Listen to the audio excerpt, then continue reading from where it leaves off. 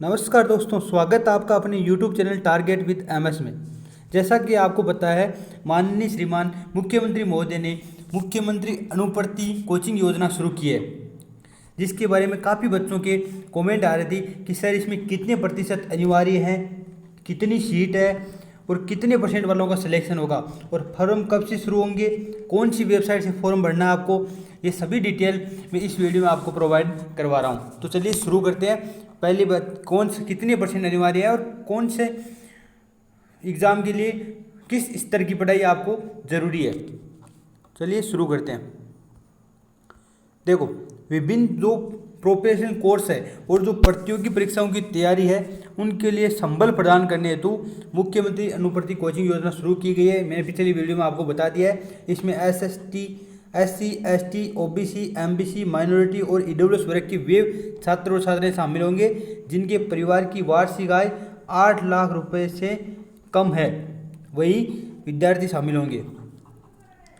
अब इसमें इन्होंने ये भी कहा है कि लेवल 11 तक अगर किसी के माता पिता प्राप्त कर रहे हैं लेवल 11 तक का वेतन और फिर भी इनकी इनकम 8 लाख से कम है तो वो भी इस योजना में शामिल हो सकते हैं।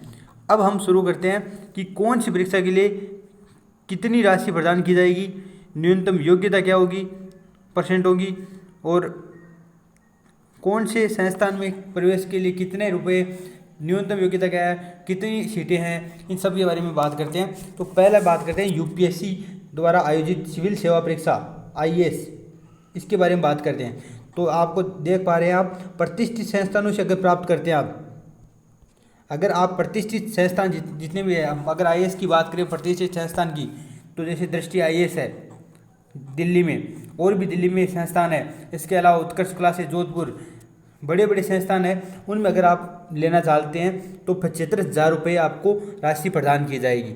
अब जो IAS की फीस होगी उसमें 75,000 रुपये तक की राशि आपको सरकार वहन करेगी, तो प्रतिष्ठित संस्थान से प्राप्त करने पर। अगर अन्य संस्थान से प्राप्त कर रहे हैं, लोकल संस्थान है, इतने बड़े संस्थान नहीं है, तो वहाँ 50,000 रुपये आपको राशि प्रदान की जाएगी। इनकी अवधि दोनों की 1 वर्ष है। डिग्री क्या चाहिए, तो इसके लिए स्नातक या स्नातक के अंतिम 2 वर्षों में अध्ययनरत होना चाहिए एवं कक्षा 12 में 70% अंक होना चाहिए। अगर आप प्रतिष्ठित संस्थान में के माध्यम से UPSC की तैयारी कर रहे हैं तो आपको स्नातक या स्नातक के अंतिम 2 वर्षों में अध्ययनरत होना चाहिए और 12th में 70% न्यूनतम योग्यता है। न्यूनतम योग्यता का मतलब क्या हो गया कि इनको 70% तो अनिवार्य चाहिए। अब 70% 12th में है तो वही इस फॉर्म के लिए अप्लाई कर सकता है। ये कन्फर्म कर लेना कि जो 70% है ये सिलेक्शन के लिए नहीं है, सिलेक्शन फॉर्म भरने के लिए 70% है। अब सिलेक्शन मेरिट बनेगी, उनमें से जितनी सीटें हैं, जैसे 200 सीटें हैं IAS की, तो 200 सीटें में कैटेगरी वाइज मेरिट बन के ये निर्धारित किया जाएगा कि कौन सी किस लेवल की कट ऑफ जारी होती है, उसके ऊपर वाले परसेंट वाले इसमें शामिल होंगे। अगर आप अन्य संस्थान से करते हैं तो आपको 60% अनिवार्य है फॉर्म भरने के लिए। इसमें SC की 35 सीट, ST की 25, OBC की 45, MBC की 10 और EWS की 20 सीटें हैं। इसके अलावा अदर्स 65 सीट है, माइनॉरिटी की जो सीटें हैं वो 65 सीटें हैं। ये इनका 200 सीटें हैं टोटल कितनी है, 200 सीटें। इन 200 सीटों में से 100 सीटें महिलाओं के लिए आरक्षित है, ये भी आपको ध्यान रखना है। अब RPC द्वारा आयोजित RAS या अधीनस्थ सेवा प्रतियोगी संयुक्त प्रतियोगी परीक्षा, इसमें भी आप प्रतिष्ठित संस्थान से प्राप्त करते हैं, कोचिंग करते हैं, तो आपको 50,000 रुपये दिए जाएंगे और अगर अन्य संस्थान से करते हैं तो 40,000 रुपये प्रदान किए जाएंगे। 1 वर्ष की इनकी वैलिडिटी है, 1 वर्ष के लिए वैध है, 1 वर्ष की इनकी को खर्चा है, जो भी अन्य खर्चा है वो 1 वर्ष तक ही दिया जाएगा ये कोचिंग के लिए। स्नातक और स्नातक के अंतिम 2 वर्षों में अध्ययनरत होना चाहिए, सेकेंड ईयर या फाइनल में अध्ययनरत होना चाहिए। बालक कक्षा 12 में 65% अंक अनिवार्य है, जबकि अगर अन्य संस्थान से करते हैं तो 55% अंक अनिवार्य है। इसी में 500 सीटें हैं, RAS के लिए 500 सीटें रिजर्व है और ये आपको देख पा रहे हैं इसमें SC, ST, OBC आप देख लेना। नेक्स्ट है RPC द्वारा आयोजित SI सब इंस्पेक्टर एवं पूर्व में 3600 ग्रेड पे, वर्तमान में पे मैट्रिक्स में पे लेवल 10 एवं ऊपर की अन्य परीक्षाएं। मतलब SI RPC द्वारा आयोजित SI या अन्य ऐसी भर्ती परीक्षाएं जो लेवल 10 से ऊपर की हो। लेवल 10 से ऊपर की मतलब जो पे ग्रेड SI का है, 3600 पे ग्रेड था पहले, अब लेवल 10 पे मैट्रिक्स है, उससे ऊपर की जितनी भी भर्ती परीक्षाएं हैं वो सभी इसमें शामिल होगी। इसमें 20,000 रुपये राशि दी जाएगी। 6 माह की कोर्स की वैलिडिटी होगी और स्नातक के अंतिम 2 वर्षों में अध्ययनरत होना चाहिए और कक्षा में 12 में 50% अंक अनिवार्य है। इसके लिए कितनी सीटें बुक है? तो इसके लिए 800 सीटें बुक है।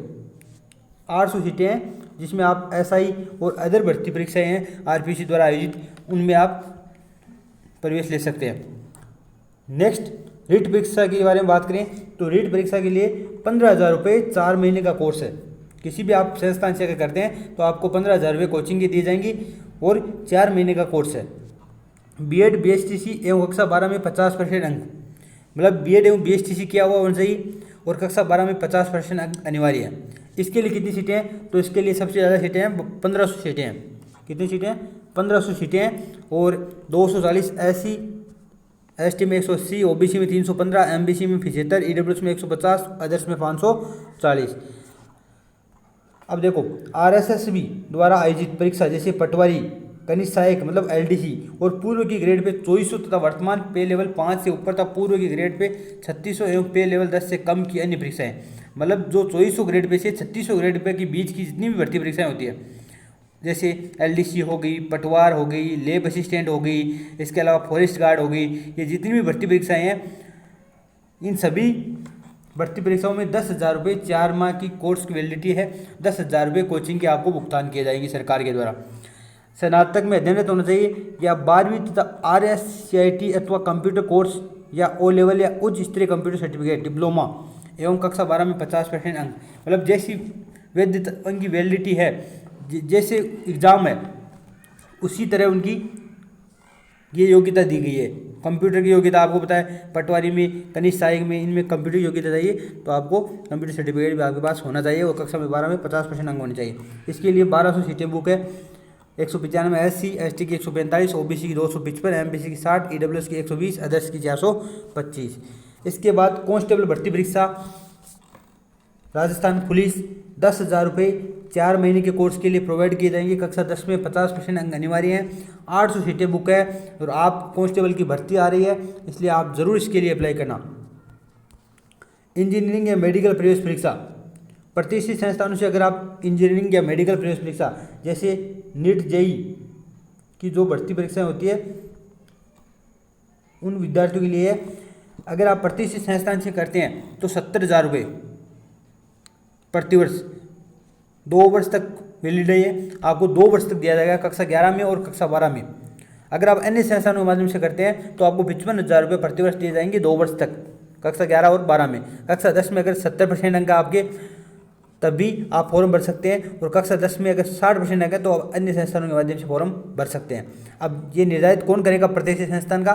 तो ये जो मंत्रालय है वो निर्धारित करेगा। SC में इनमें 4,000 पोस्ट है, नीट और जेई की 640, SC की 480, ST की, OBC की 840, MBC की 200, EWS की 400, अदर्स की 1440। इसके बाद कलेक्ट परीक्षा, उसमें अगर प्रतिष्ठित संस्थान के माध्यम से करें तो 40,000 रुपये, अन्य संस्थान के माध्यम से करें तो 25,000 रुपये। वैलिडिटी है 1 वर्ष की। कक्षा 10 में 60% अंक अनिवार्य है और इसमें 50% अंक अनिवार्य है। 1000 सीटें आरक्षित है। अब देखो परीक्षार्थियों की मेरिट का निर्धारण किस प्रकार होगा? तो मेरिट का निर्धारण उक्त तालिका में वर्णित न्यूनतम योग्यता 12वीं अथवा 10वीं में प्राप्त अंकों के आधार पर किया जाएगा। मेरिट निर्धारण के लिए 10वीं एवं 12वीं की बोर्ड परीक्षा में CBSE बोर्ड द्वारा प्रदत्त प्रतिशत को 0.9 के गुणांक से गुणा किया जाएगा। मतलब क्या है कि जो CBSE में आपके अगर मान लो 90% बन रहे हैं तो यहाँ 90 का 90% मान्य होगा, मतलब आपके यहाँ के RBC बोर्ड के 81% ही गिने जाएंगी। ये बात आपको ध्यान रखना है। अगर आपके CBSE में ज़्यादा परसेंट है तो यहाँ 0.9 के गुणांक से गुणा किया जाएगा, जबकि RBC के प्राप्तांकों को यथावत रखा जाएगा। मतलब अगर आपने CBSE में 90% प्राप्त किए हैं तो आपके 81 हो जाएंगे और अगर RBC में 90 है तो आपके 90 ही रहेंगे। ये बात आपको ध्यान रखेंगे।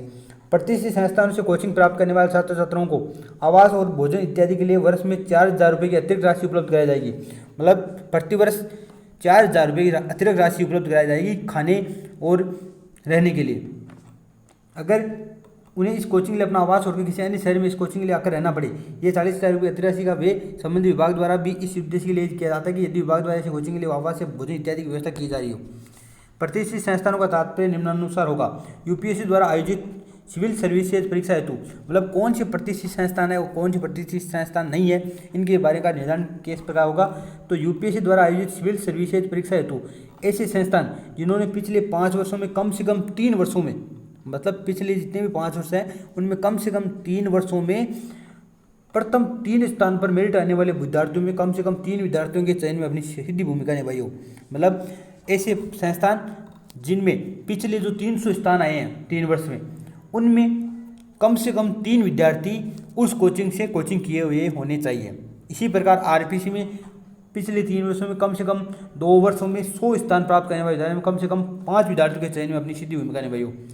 इंजीनियरिंग मेडिकल परीक्षा हेतु संस्था जिन्होंने पिछले 8 वर्षों में कम से कम 5 वर्षों इन प्रवेश परीक्षा में 100 स्थान प्राप्त करने वालों में 5 विद्यार्थियों के चयन में अपनी सीधी भूमिका निभाई हो। और कलेक्ट परीक्षा हेतु ऐसी संस्था जिन्होंने पिछले 8 वर्षों में कम से कम 5 वर्षों में इन प्रवेश परीक्षाओं में प्रथम 100 स्थान प्राप्त करने वाले विद्यार्थियों में कम से कम 5 विद्यार्थियों के चयन में अपनी सीधी भूमिका निभाई हो। इसका मतलब क्या हुआ कि ऐसे संस्थान जो पिछले 5, 3, 8 जितने भी वर्ष है दिए गए इसमें, उनमें से कम से कम, मतलब जो वर्ष दिए गए उनमें से क्या है, जो प्रथम स्थान प्राप्त करने वाले हैं टॉप 300, टॉप 100, टॉप 200, उनमें से कम 3, 5 अलग अलग परीक्षा के लिए जैसे आपने पढ़ा 3, 5 या 7 विद्यार्थी का चयन करवाया है अपनी कोचिंग के माध्यम से, सीधी भूमिका निभाई है उसमें, तो उन्हीं को प्रतिष्ठित संस्थान में शामिल किया जाएगा।